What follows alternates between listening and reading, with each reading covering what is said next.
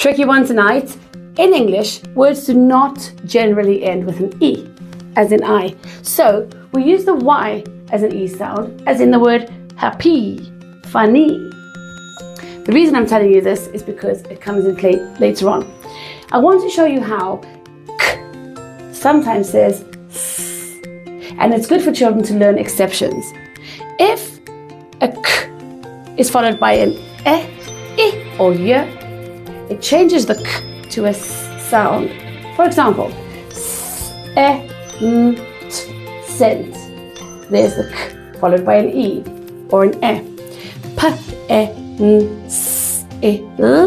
followed by an I, so k is saying s.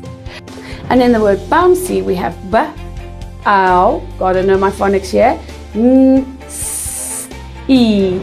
Yes, saying e, as I spoke about before, and because k is followed by the y, it's saying s. Hope that helps.